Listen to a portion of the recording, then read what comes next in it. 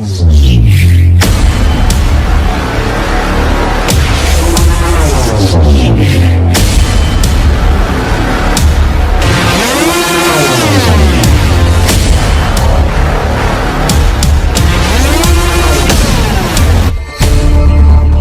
सारा श्रेय मैं अपने पिता और माता को देना चाहूँगा, because it is because of them that I still keep it with myself. And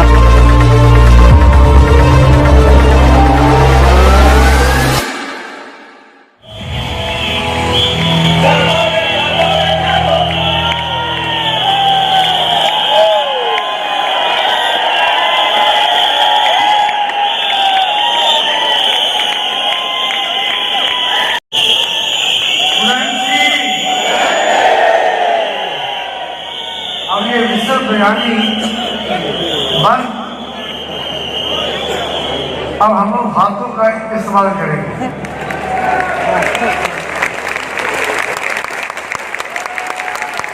तालियां।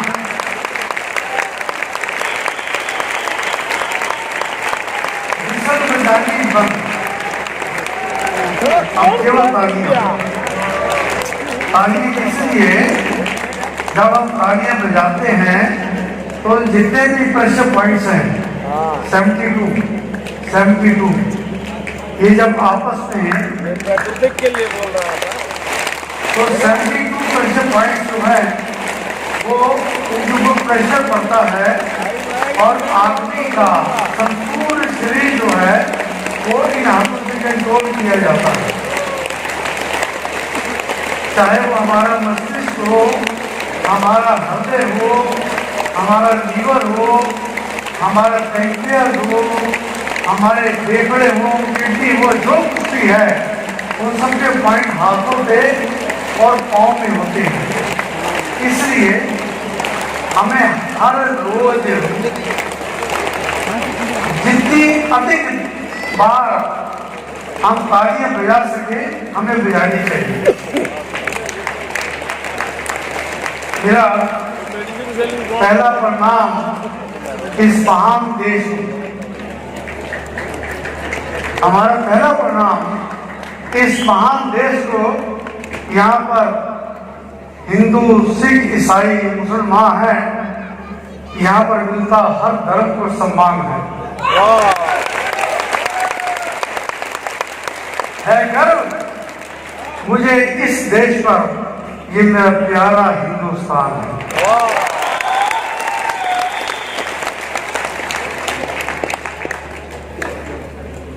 कोई धर्म पे मरता है, कोई कर्म पे मरता है, कोई यार पे मरता है, कोई आवाज पे मरता है। मुझे गर्व है आप सब पर। यहाँ का हर बंदा अपने हिंदुस्तान पे मरता है।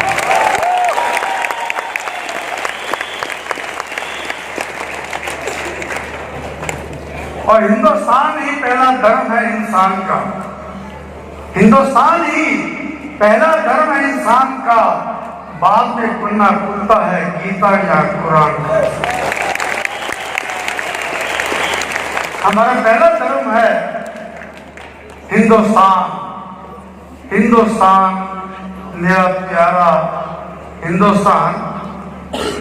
ऐ शैतान के मसीहा इमरान भाई, ऐ शैतान के मसीहा इमरान भाई, दिल में तेरे क्या समाई।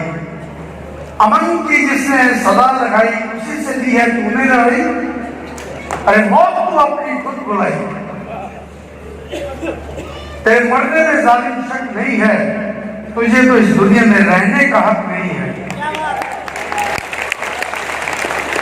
बागी ए इमरान, बागी तो हम तेरी मात कर देंगे नाबूद। दुनिया से तेरी जात कर देंगे पैदा। हम वो हालात कर देंगे कि तेरे मुल्क में काली रात कर देंगे।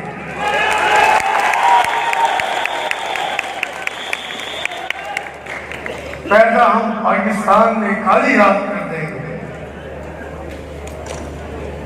हमारे देश के वीर जवानों करनी अब तैयारी है। भारत मां की रक्षा करने की अब अपनी बारी है। हमारे देश में देखो काले बादल छाए हैं, गंदी नजरें बिछाए हैं। हमारे घर बाहर गद्दारों के बेटे हैं, सावधान रहना होगा, हर तरफ लुटेरे हैं। आयुर्वेद हमारी सभ्यता, स्वदेशी को अपनाना होगा। भारत के दुश्मनों को देश से भगाकर इसे सोने की चिड़िया बनाना होगा। बनाने के लिए तैयार हैं? सोने की चिड़िया आओ, प्रतिज्ञा करते हैं।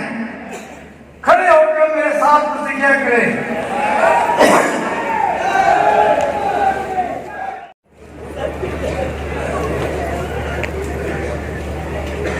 हमने एक मिशन को लेकर चले। वो मिशन था भारत को पुनः सोने की चिड़िया बनाना।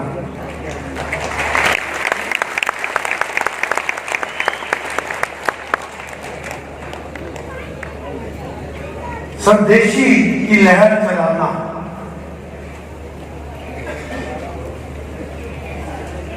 सोलह सौ ईस्वी में एक कंपनी आई थी, ईस्ट इंडिया कंपनी।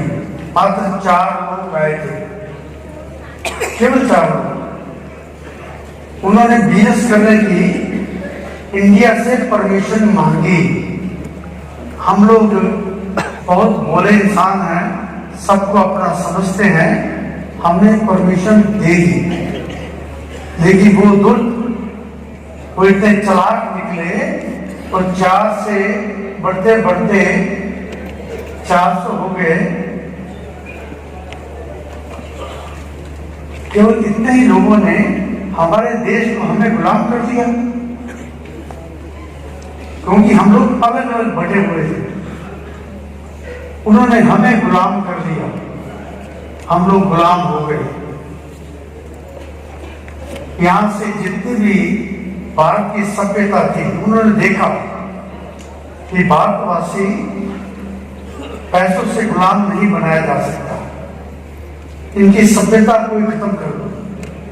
तो उन्होंने जो हमारी आयुर्वेद की सभ्यता थी, हमारी अपनी पैती थी, जब से दुनिया पैदा हुई तब से आयुर्वेद है। भगवान ने आदमी पैदा किया, साथ में जड़ी बूटियां पैदा कर दी। इस जड़ी बूटियों को लेकर तुम अपना उपचार मैं नहीं कहूंगा, क्योंकि आयुर्वेद में बीमारी नाम का कोई वर्ड नहीं है कि बीमारी हो जाएगी, ऐसा कुछ शब्द ही नहीं है।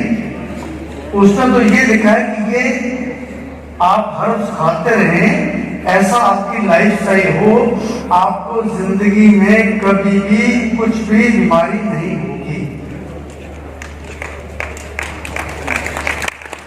और आपने की उम्र रखी 300 साल से अधिक।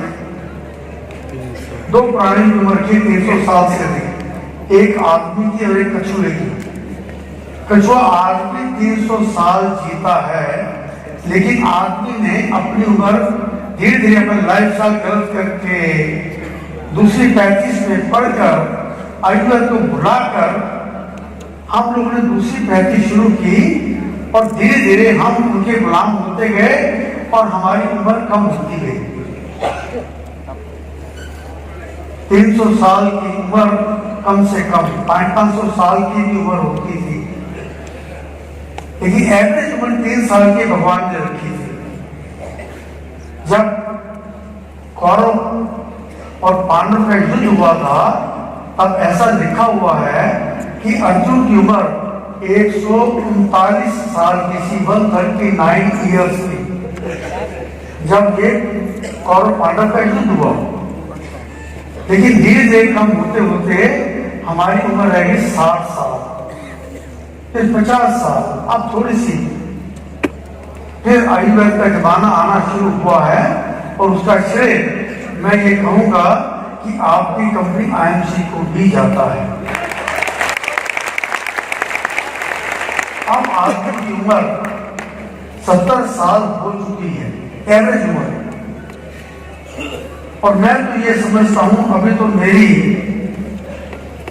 काम करने की उम्र शुरू हुई है। इसमें कुछ बात नहीं है, मैं तो भी 24 साल का हूं, मैं केवल 24 साल का हूं, बाकी 48 साल तो मेरा एक्सपीरियंस है। लोगों को बताने के लिए मैंने इतनी उम्र गुजार दी कि आप सबकी उम्र 300 साल हो सकती है, लेकिन मैं अभी लेके चलूंगा।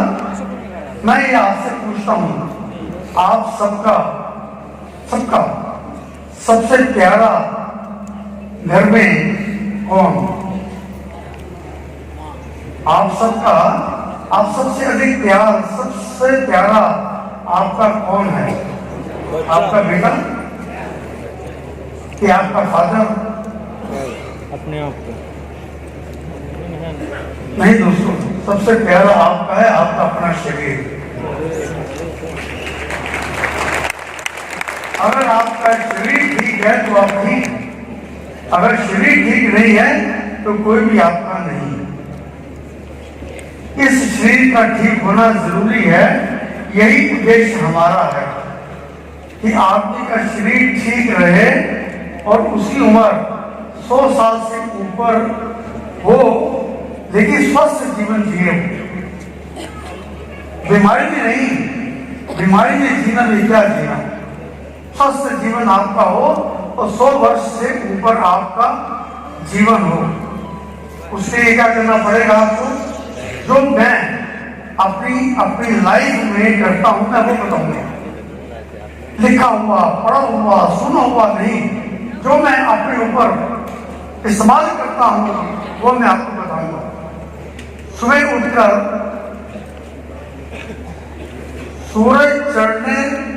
जब सूरज चढ़ता है तो उठना। अब कितने भी चढ़ता है मुझे पता नहीं, लेकिन उठना और बाई करवट लेके उठना। उठते सार ही गर्म पानी में 30 ml संजीवनी जूस, 30 ml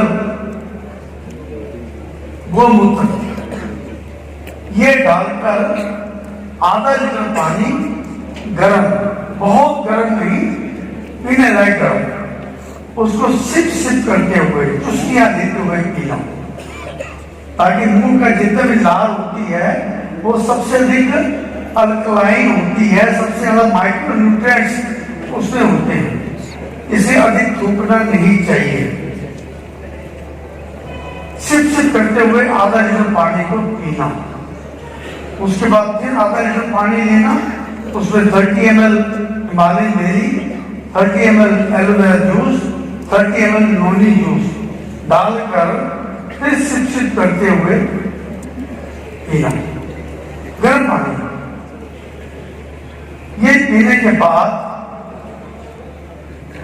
बैठे हुए ही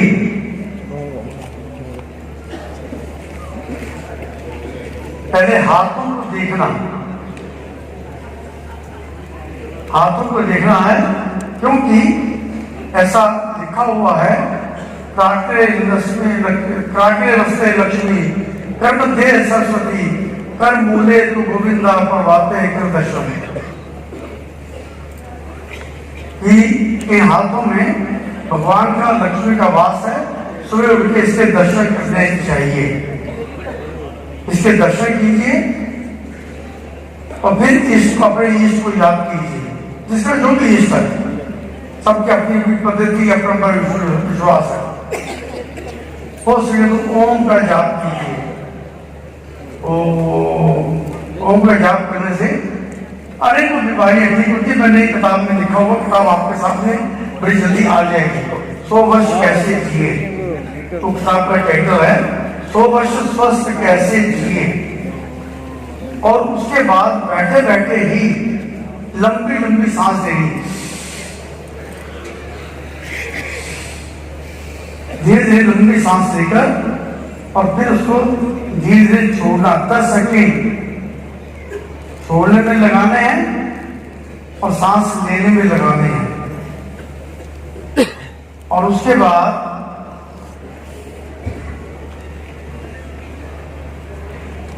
भस्त्रिका प्राणायाम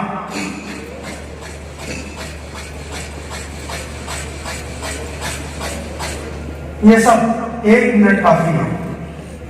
ये कर फिर अपने पांव जमीन पर रख लें, लेकिन पांव जमीन पर रखने से पहले इस धरती माँ को प्रणाम करना।